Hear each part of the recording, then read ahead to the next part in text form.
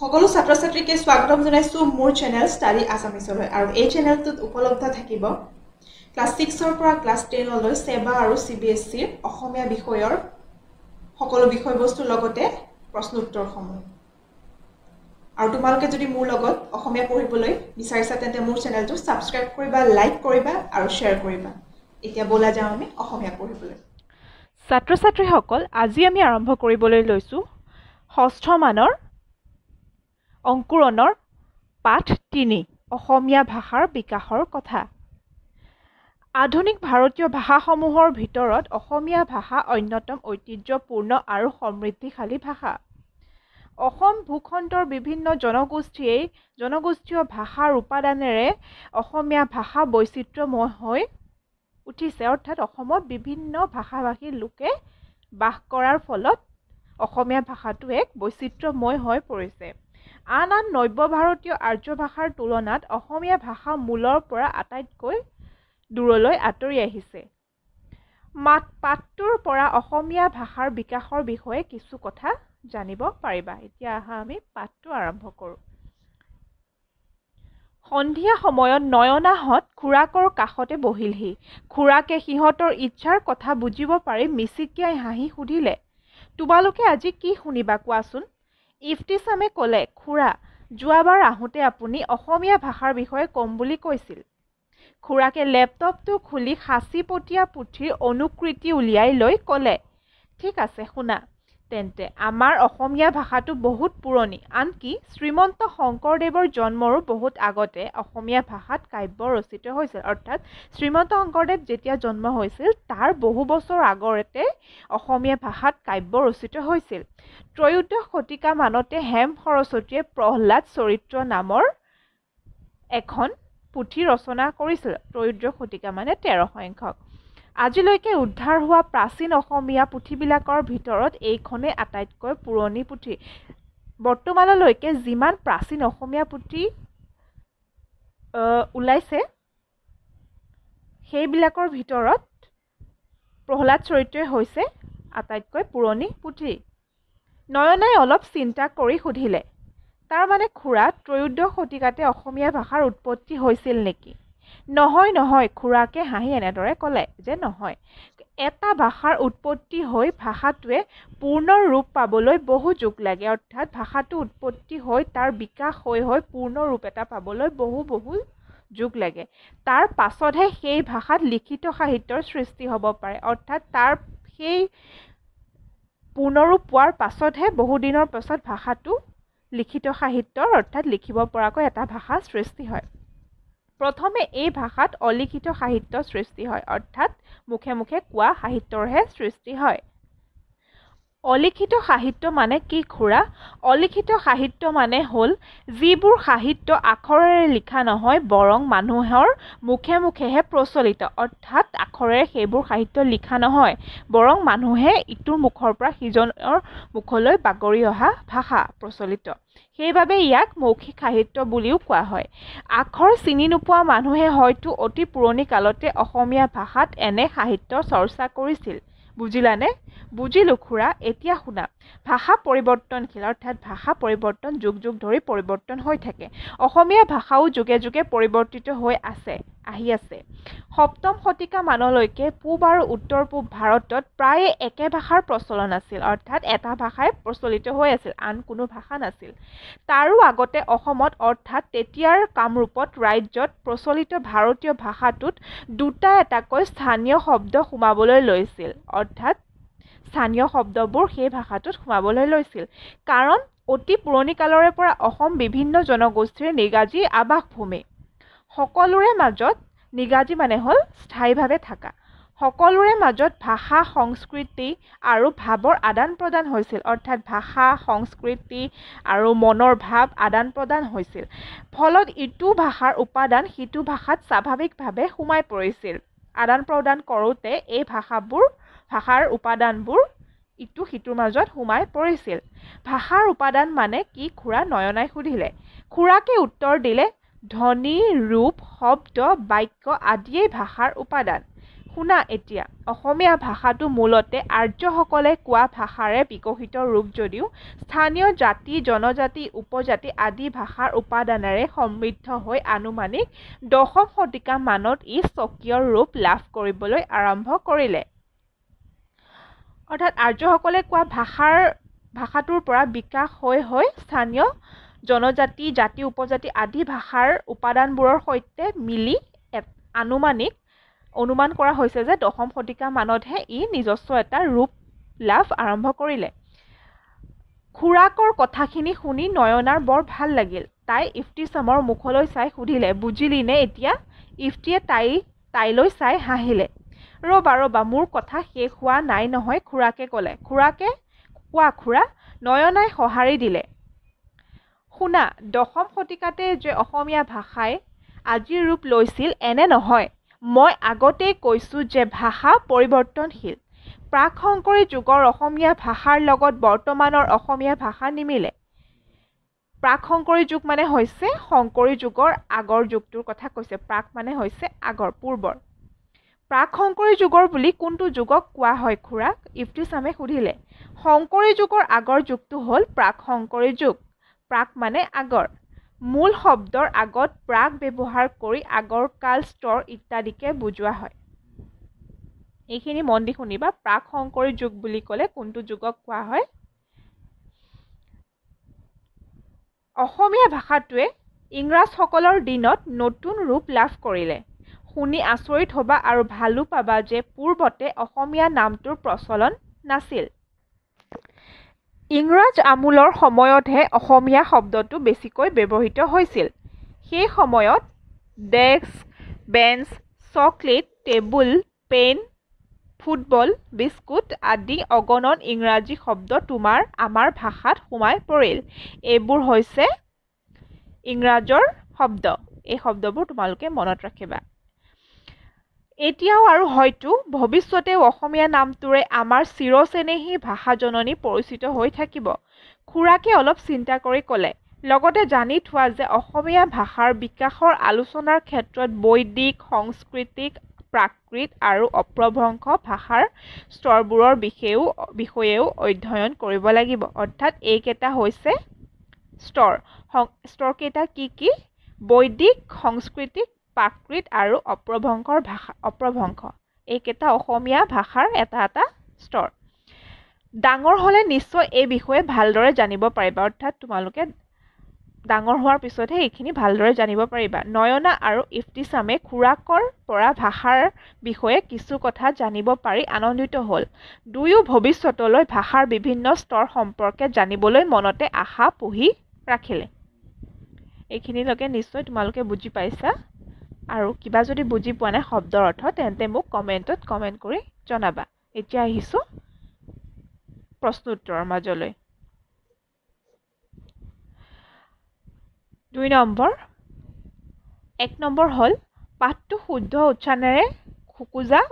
নলগাকৈ পঢ়া 2 নম্বৰ উত্তৰ দিয়া ক নয়নাহঁতে খুৰাকৰ পৰা কিহৰ বিষয়ে শুনিবলৈ ইচ্ছা কৰিলে এতিয়া চোৱা প্ৰশ্ন উত্তৰসমূহ মই বহীত লিখি থৈছোঁ তোমালোকে নিজৰ বহীত তুলি যোৱা ক নয়নাহঁতে খুৰাকৰ পৰা কিহৰ বিষয়ে শুনিবলৈ ইচ্ছা কৰিছিল উত্তৰ নয়নাহঁতে খুৰাকৰ পৰা অসমীয়া ভাষাৰ বিষয়ে শুনিবলৈ বিচাৰিছিল খ হেম সৰস্বতীয়ে ৰচনা কৰা তোমাৰ পাঠত উল্লেখ থকা পুথিখনৰ নাম কি হেম সৰস্বতীয়ে ৰচনা কৰা পুথিখনৰ নাম হ'ল প্ৰহ্লাদ চৰিত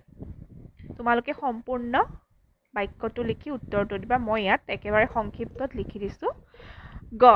অলিখিত বা মৌখিক সাহিত্য মানে কি উত্তৰ যিবোৰ সাহিত্য আখৰেৰে লিখা নহয় বৰং মানুহৰ মুখে মুখেহে প্ৰচলিত সেই সাহিত্যক অলিখিত বা মৌখিক সাহিত্য বোলে ঘ ভাষাৰ দুটা উপাদানৰ নাম লিখা ভাষাৰ দুটা উপাদান হ'ল ধ্বনি আৰু ৰূপ অসমীয়া ভাষাটোৱে কেতিয়া স্বকীয় ৰূপ লাভ কৰিবলৈ আৰম্ভ কৰিলে উত্তৰ অসমীয়া ভাষাটোৱে 10ম শতিকাত স্বকীয় ৰূপ লাভ কৰিবলৈ আৰম্ভ কৰিলে প্ৰথম অসমীয়া শব্দটোৰ প্ৰচলন কাৰ আমোলত বেছিকৈ হৈছিল ইংৰাজৰ আমোলত আমূলৰ সময়তহে অসমীয়া শব্দটো বেছিকৈ প্ৰচলন হৈছিল। 3 শব্দ সম্ভাৰ বা অভিধান চাই শব্দাৰ্থ লিখা। চোৱা শব্দাৰ্থসমূহ। উত্তৰ ত্ৰয়োদশ মানে হৈছে 13 সংখ্যক। স্থানীয় মানে হৈছে স্থায়ী। নিগাজী মানে চিৰস্থায়ী অৰ্থাৎ চিৰদিনৰ বাবে তাতেই থকা অৰ্থাৎ সেই দুখৰ জেগাতেই থকা। স্বকীয় মানে হৈছে নিজা। আমূল কোনো অধিপতিয়ে শাসন কৰা কাল। বাসভূমি। উপাদান মানে হৈছে উপকৰণ অলিখিত লিপিবদ্ধ নোহোৱা অৰ্থাৎ যিসমূহ সাহিত্য বা আখৰ বা ভাষা লিপিবদ্ধ কৰা বা লিখা হোৱা নাযায়। অনুকৃতি মানে অনুকৰণ। 4 নম্বৰ চোৱা শব্দাৰ্থসমূহ বুজি পালা নিশ্চয়। 4 নম্বৰ চোৱা অসমীয়া ভাষাত স্থানীয় জনগোষ্ঠীৰ ভাষাৰ উপাদান কেনেকৈ সোমাল লিখা। উত্তৰ ভাষা পৰিৱৰ্তনশীল। অসমীয়া ভাষাও যুগে যুগে পৰিৱৰ্তিত হৈ আহি আছে। 7ম শতিকা মানলৈকে পূব আৰু উত্তৰ পূব ভাৰতত প্ৰায় একে ভাষাৰ প্ৰচলন আছিল। তাৰো আগতে অসমত অৰ্থাৎ তেতিয়াৰ কামৰূপ ৰাজ্যত প্ৰচলিত ভাৰতীয় ভাষাটোত দুটাৰ এটাকৈ স্থানীয় শব্দ সোমাবলৈ লৈছিল। কাৰণ অতি পুৰণি কালৰে পৰা অসম বিভিন্ন জনগোষ্ঠীৰ নিগাজী আৱাসভূমি। সকলোৰে মাজত ভাষা সংস্কৃতি আৰু ভাৱৰ আদান প্ৰদান হৈছিল। এনেদৰেই অসমীয়া ভাষাত স্থানীয় জনগোষ্ঠীৰ ভাষাৰ উপাদান সোমাল। 6 নম্বৰ চোৱা বিশেষণ পদবোৰ বিশেষ্যলৈ নিয়া। 5 নম্বৰটো ইয়াত 5 নম্বৰটো থাকি গ'ল। 5 নম্বৰটো তোমালোকক মই পিছত কৈ আছো। 6 নম্বৰ বিশেষণ পদবোৰ বিশেষ্যলৈ নিয়া। সুন্দৰ সৌন্দৰ্য। প্ৰচলিত প্ৰচলন। স্থানীয় স্থান। পৰিৱৰ্তিত পৰিৱৰ্তন। বিকশিত বিকাশ। 10 নম্বৰ 7, 8, 9 এই তিনিটা তোমালোকক মই শেষত বুজাই আছো। এতিয়া চোৱা 10 নম্বৰ বাক্য ৰচনা কৰা। ছোৱালীজনীয়ে মিচিকিয়াই হাঁহিছে। চেনেহী চিৰ চেনেহী মোৰ ভাষা জননী।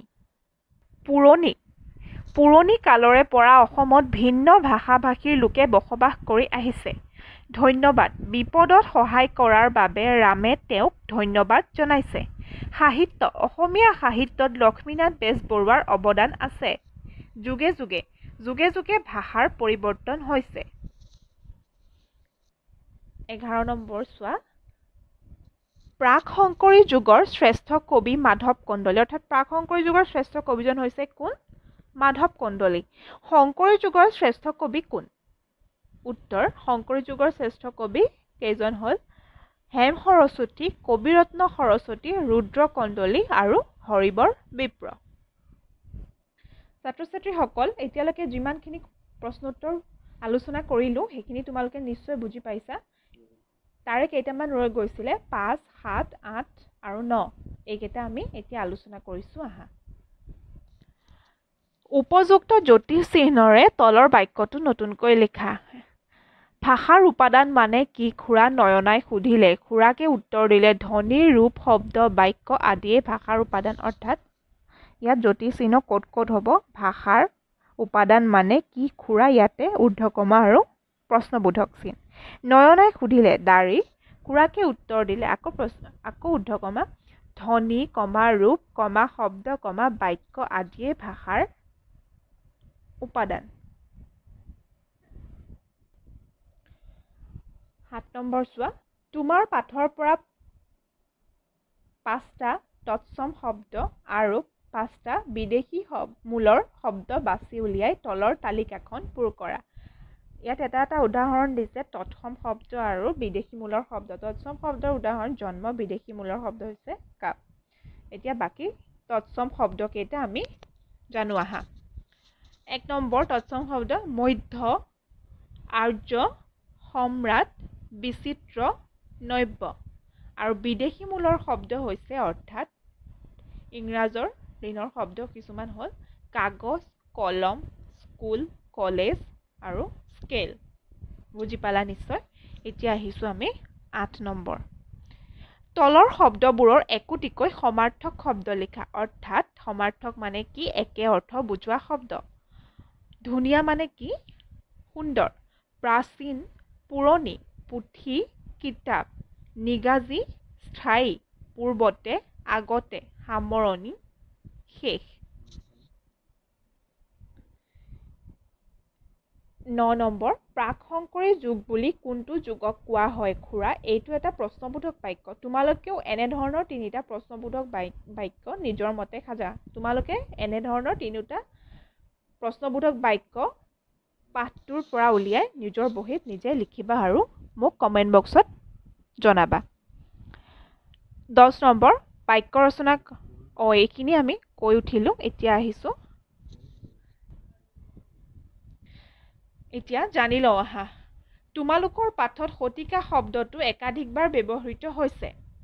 এইখিনি তোমালোকে মনত ৰাখিবা কিছুমান ছুটি ছুটি প্ৰশ্ন আহিব পাৰে পৰীক্ষাত শতিকা মানে হ'ল 100 বছৰ বিয়পা কাল পাঠত উল্লেখ থকা সপ্তম শতিকা মানে হ'ল 600 খ্ৰীষ্টাব্দৰ পৰা 699 খ্ৰীষ্টাব্দলৈ বিয়পি থকা সময়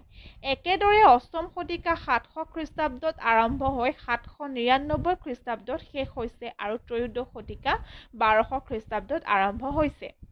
এনেদৰে দশক মানে হৈছে 10 বছৰ বিয়পা কাল আৰু সহস্ৰাব্দ মানে হ'ল 1000 বছৰ সময়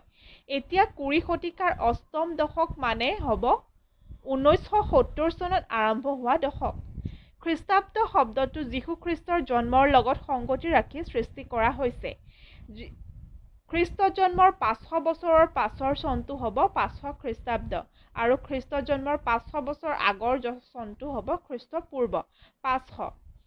মন কৰা 300 খ্ৰীষ্টাব্দতকৈ 500 খ্ৰীষ্টাব্দ পাছৰ সময় কিন্তু 300 খ্ৰীষ্টপূৰ্বতকৈ 500 খ্ৰীষ্টপূৰ্ব আগৰ সময় বুজি পালা এইখিনি তোমালোকে নিশ্চয় মনত ৰাখিবা আজিলৈ আৰু এটা থাকি গ'ল 12 নম্বৰ মানুহৰ মুখে মুখে প্ৰচলিত সাহিত্যক মৌখিক সাহিত্য বোলে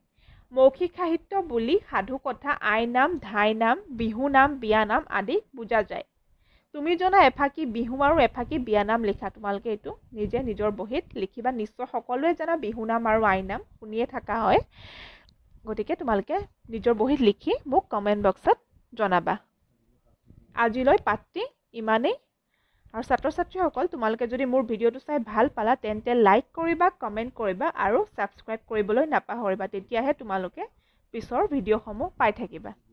আৰু যদি বুজি পোৱা নাই গোটেই পাঠটিত কিবা নুবুজা থাকিলে মোক সুধিবা ধন্যবাদ